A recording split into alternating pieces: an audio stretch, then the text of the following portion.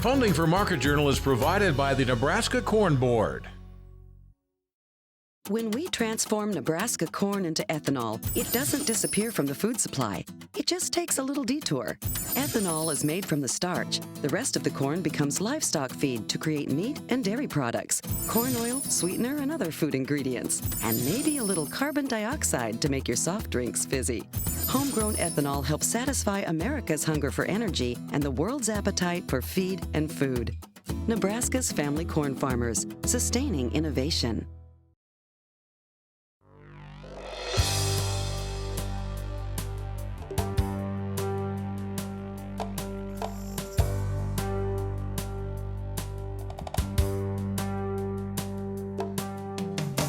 Market Journal, television for agricultural business decisions, is a presentation of the University of Nebraska-Lincoln's Institute of Agriculture and Natural Resources. Promotional support is provided by the Nebraska Farmer Magazine, and major funding for Market Journal is provided by the Nebraska Corn Board. Welcome to this week's edition of Market Journal. I'm Jeff Wilkerson. On this episode, Todd Hultman looks at corn and soybean price movements. Tamra Jackson-Ziems talks about the confirmation of bacterial leaf streak in Nebraska corn. Eric Thompson discusses the outlook for Nebraska's farm economy. And Alan Doster describes UNL's new Veterinary Diagnostic Center. DTN's Todd Hultman is our market analyst this week. After seeing prices climb higher, corn and soybean growers went into last weekend with the potential for hot temperatures across the Corn Belt and a hopeful open on Monday. But for the bulls, the run was not to be. Both markets finished more than a dime lower to start this week. The USDA's latest progress report, issued after that close, showed the nation's corn conditions slipped a point in good to excellent categories, while 2/3 of the country's soybean crop was listed in those best two groupings. We talked with Todd Wednesday afternoon at DTN's offices in Omaha and started by asking for an overview of current conditions. Jeff, well, of course, here in Nebraska, things are looking very good, but the wider view of, say, the Corn Belt, we've had problems from early spring rains in the eastern Midwest that have still shown up in problems recently. And of course, we have some expanding drought issues in the Dakotas, which are tough. So we're having our lowest crop condition ratings for both corn and soybeans of the past 4 years. Now, those have been pretty good years, so it's not terrible, but we are on the lower end. So to what extent is the recent market movement in both corn and soybeans weather conditions and crop conditions? I would say this time of year it's all about weather. We pretty much have some of the big picture ideas laid out already, at least a rough estimate of planting acres. So here we are facing a forecast which is changing week by week on us. As you know, last week we had a very hot, dry outlook that we were carrying into the weekend, but then we show up Monday morning, we've got a very wet forecast, so we're having more subdued prices this week. That corn rally that we saw last week, do you get the sense that there was a decent amount of farmer selling or no? No, I don't think so. Our cash corn price nationally is averaging about $3.40 right now. That's just not really very good incentive. If we go by last year's cost of production from USDA, $3.85 is about the break-even bar nationally. So there's not a lot of incentive yet to be moving a lot of corn, unless, of course, you have to raise cash. Previously, the decline in the soybean market was largely pointed to in Brazil. The real versus the dollar and sort of the relationship there, can you speak to how that's impacting exports, corn, soybean prices, et cetera? Overall, corn and soybean prices between both the U.S. and Brazil have been fairly competitively close this year, and that's a bit of a surprise because we're having record harvests of both corn and beans down south. Now, a month ago, we had a JBS-related scandal which knocked the price of the Brazil's real sharply lower overnight. But local prices of corn and beans in both countries actually reacted very quickly to that news, and they're back to almost an on-par basis. Last Friday's June crop report, any lasting takeaways from that? Really wasn't.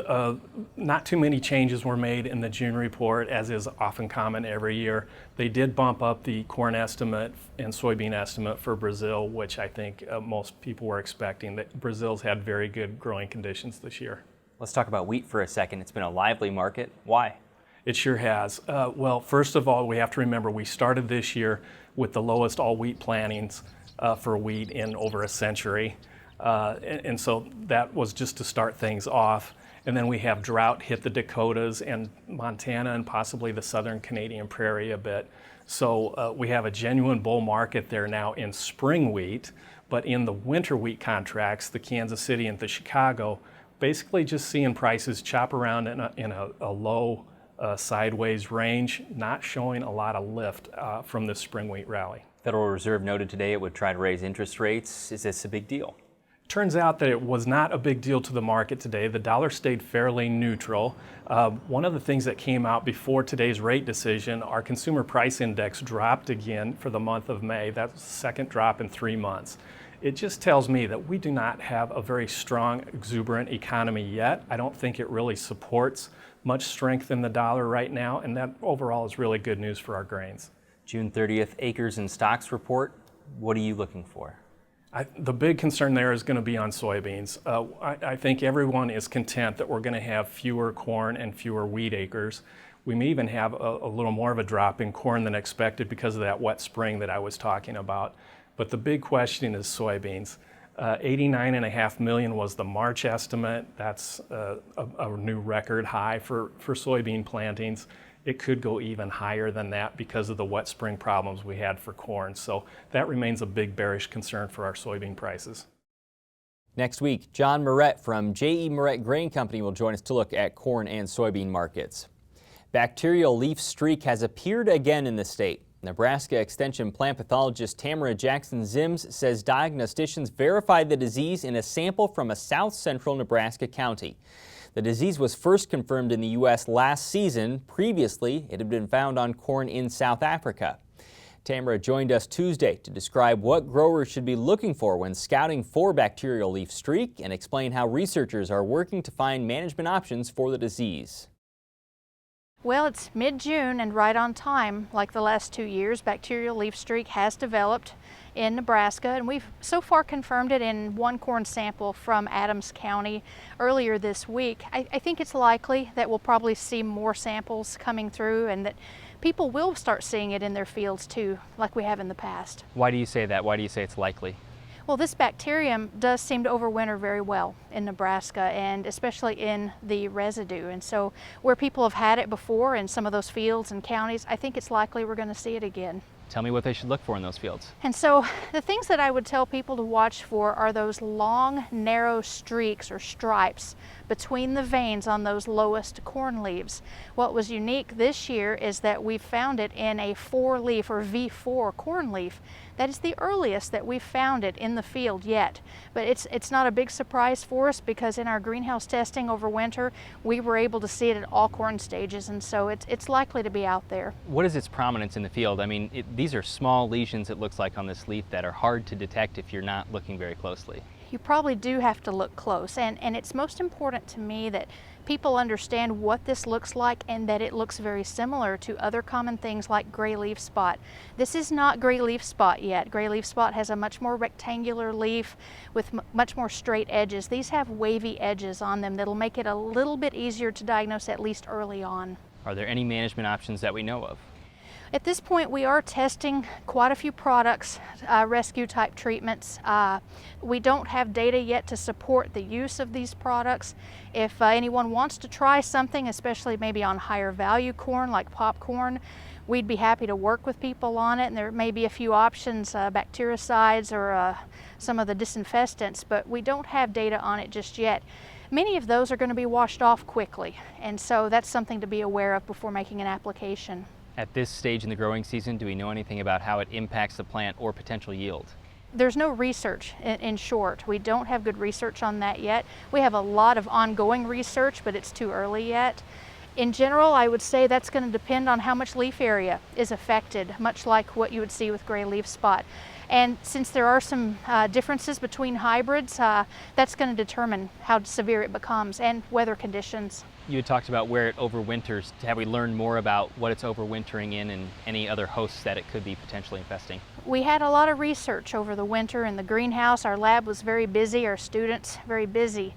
And in the greenhouse testing, it appears that there are at least several species that we know of that look to be susceptible, and some of those we should be paying attention to. For instance, some of our foxtail species are susceptible. based on greenhouse tests. In addition, we know that oats develop disease in the greenhouse. It's unclear if that's going to be the case in the field. We are doing that testing now. But that's something to watch for in some of our cover crops, as well as some of our native grasses like little blue stem, big blue stem, and some others. Can you explain the research that you're doing? Sure.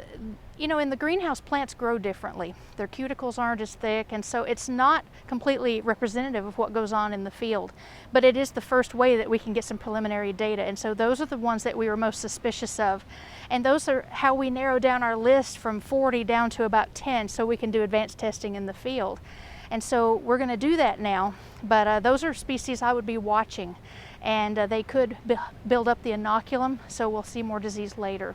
And so that's one trial we did in the greenhouse. Otherwise, we know that long, extended periods of very high humidity also promoted more disease development.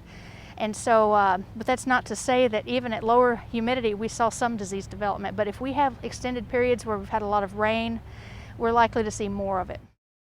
On our website, we'll link to more resources from both CropWatch and Market Journal that may be able to help in scouting for bacterial leaf streak.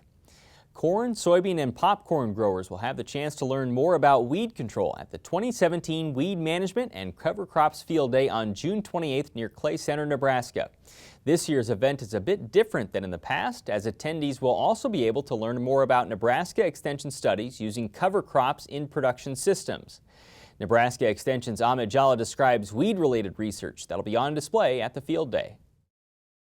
We have a number of projects to determine weed control in this new soybean cultivars, including Roundup Ready soybean. We also have a project about balance bean, bolt soybean. This is all future of weed control in soybean. So there are several exciting projects. Plus this year we also have a weed control project in popcorn as well as in Indian sorghum, which is a new sorghum variety developed by industry for post-emergence grass weed control. The June 28th Weed Management and Cover Crops Field Day will begin at 8:30 and run until 3 o'clock. The event is free to attend with a noon lunch. It's sponsored in part by the Nebraska Corn Board. The U.S. Federal Reserve announced Wednesday it would raise its target for interest rates, noting the country's economic activity had been picking up and its labor market strengthening.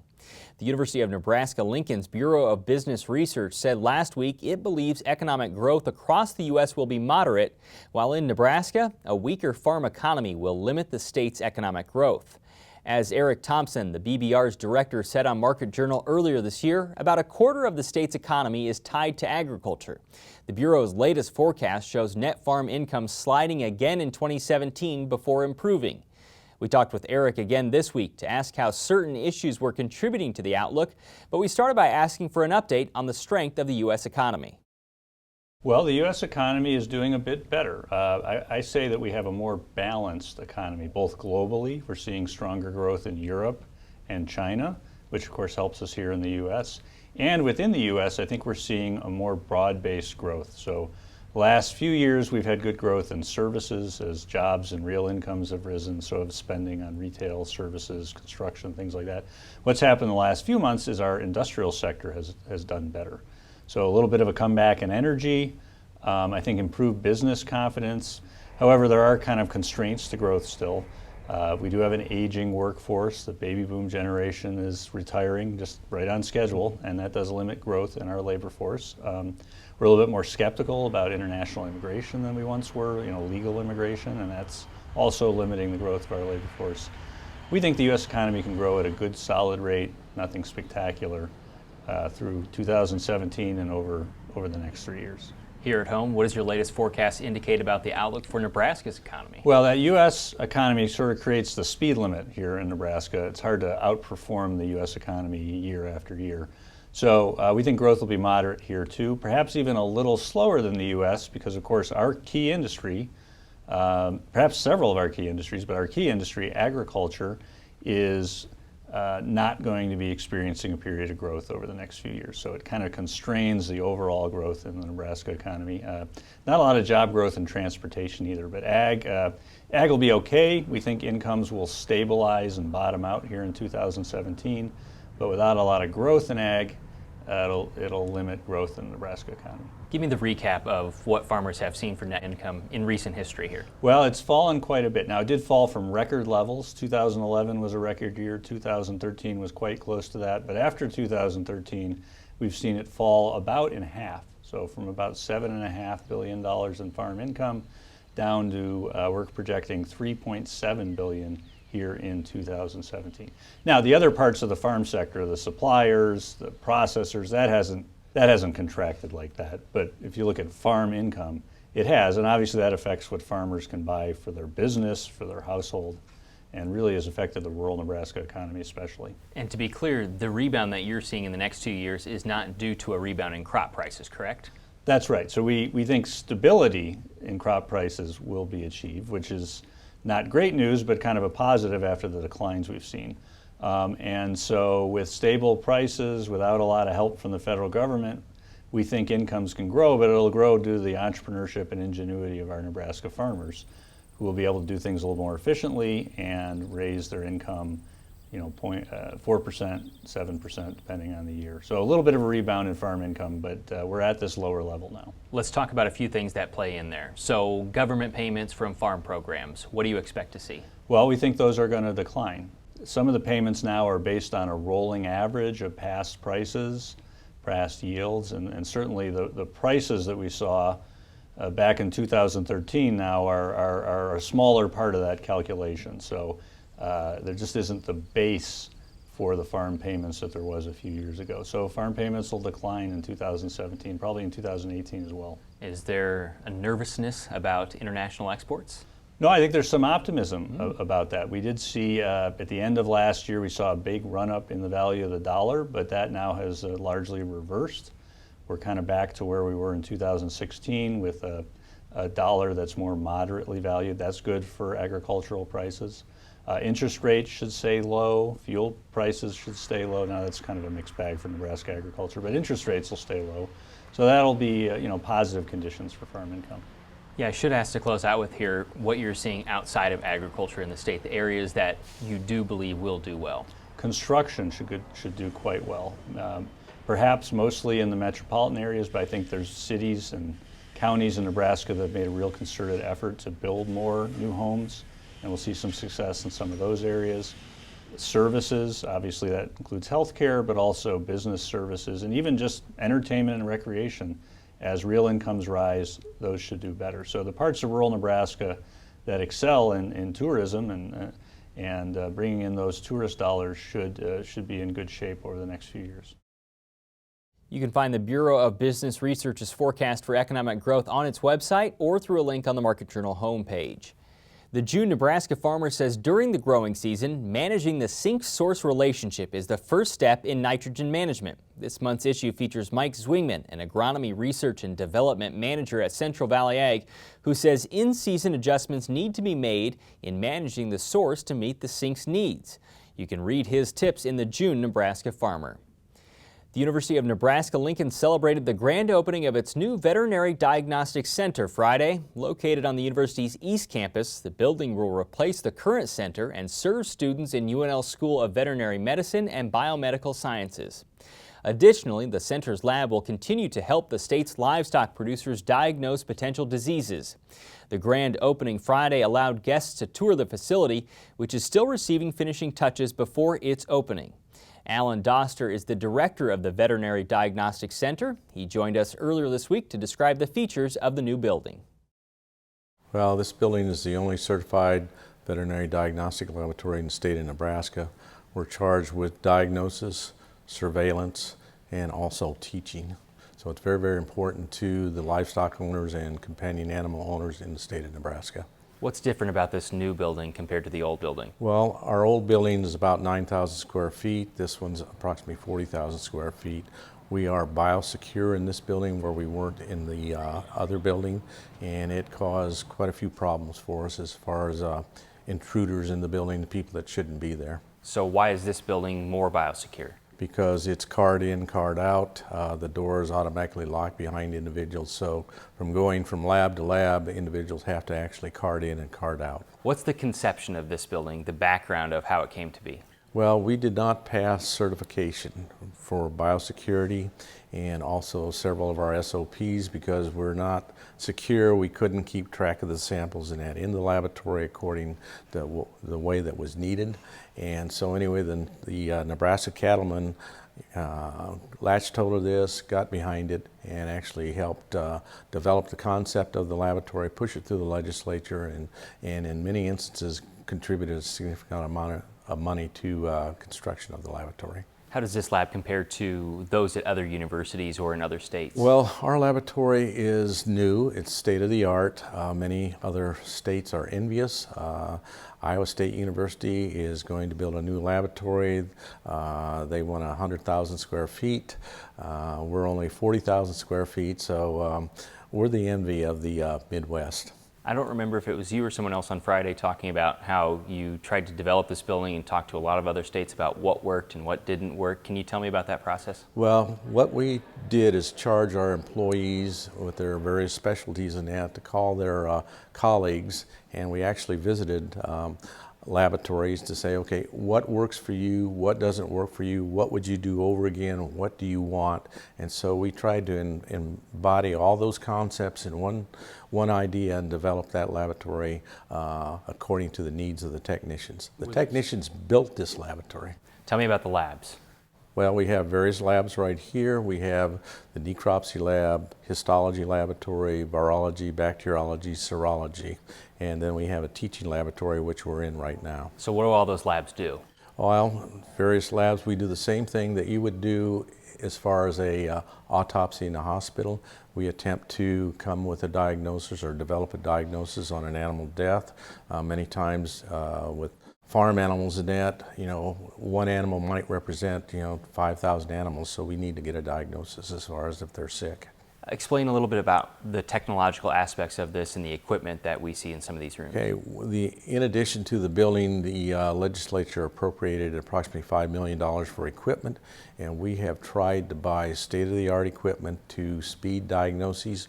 One of these is the multi-TOF in bacteriology, where we can identify an organism in about 15 minutes versus 3 to 4 days. And so you can see we can cut down the time as far as identification for an individual pathogen. So tell me about the work that the students do here. Well, the students are actually, we employ students in the summertime and then also during the school year. Their school year is more or less limited, so we don't have them around that much, but we try to integrate them into the diagnostic portion of their curriculum. What do the students hope to do after graduation? Well, our students will have many opportunities in that. They can work in large animal practice, mixed practice, small animal practice, and I hope to get 1 or 2 in academia and be a pathologist like me. There's a partnership with Nebraska and Iowa State where students spend a few years here and then they go there. Can you describe that program? It's called the 2+2 program, and the first 2 years are spent here at Nebraska, actually here in this laboratory, in our teaching laboratory next door.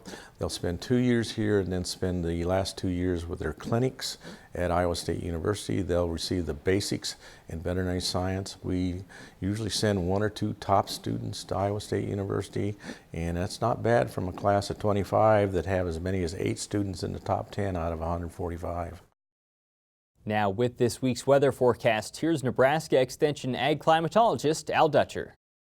Well, folks, here again for the weekly forecast. Of course, during this last week, we dealt with the wind and the heat. In the early part of the forecast, we've seen thunderstorms develop on Monday across the Panhandle that brought tornadic activity to the Bay Area and points to the north and east of there.